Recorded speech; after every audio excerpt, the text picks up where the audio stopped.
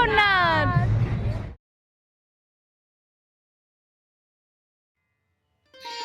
কলকাতার ৫৪তম রথযাত্রা আপনাদের স্বাগত জানাই সকলকে। এটি কলকাতার ময়দান মাঠে শেষ প্রান্তে অনুষ্ঠানটি ইসকনের তরফে প্রতি বছর আয়োজন করা হয়।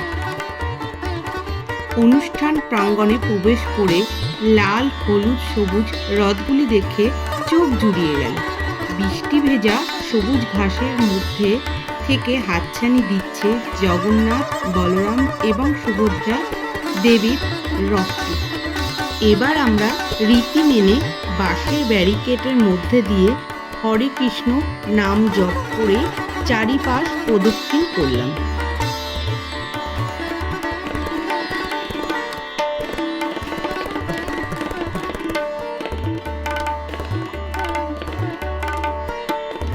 নানা রঙের সমন্বয়ে অসাধারণভাবে সজ্জিত নিখুঁত কারুকার্য করা রথগুলি দেখে মুগ্ধ হয়ে গেলাম।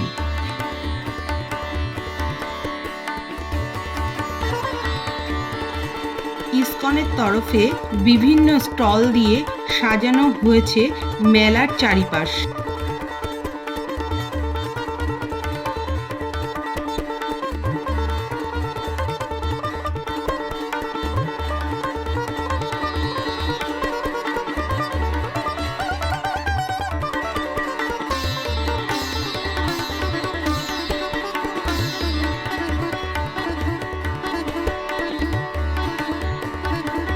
আকাশে ঘন মেঘ আর বৃষ্টি ভেজা সবুজ ঘাসের মধ্যে রং বেরঙের মেলা বসেছে।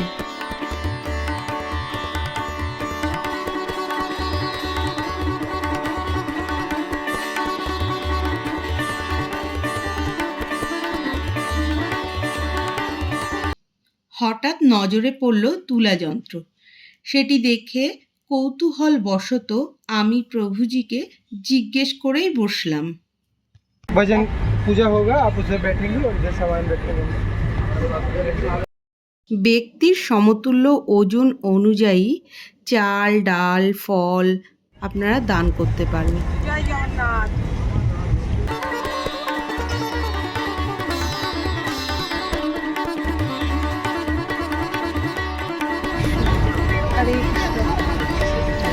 রাধে রাধে রাধে রাধে রাধে।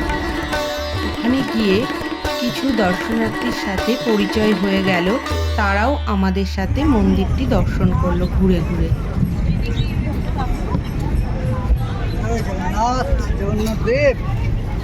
জয় জগন্নাথ।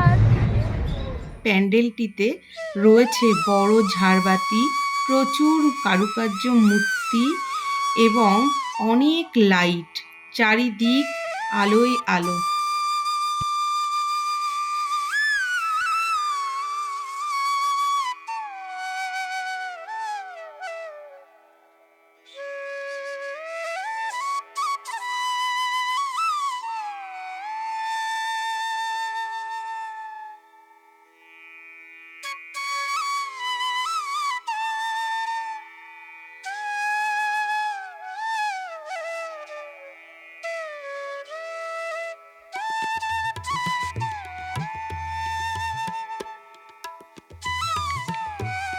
যারা এখনো তোমরা জানো না এমন সুন্দর কলকাতার রথযাত্রার মেলা আয়োজন করা হয়, জয় জগন্নাথ। তারা অবশ্যই আগামী বছর চলে এসো এই ভিডিওটি দেখে।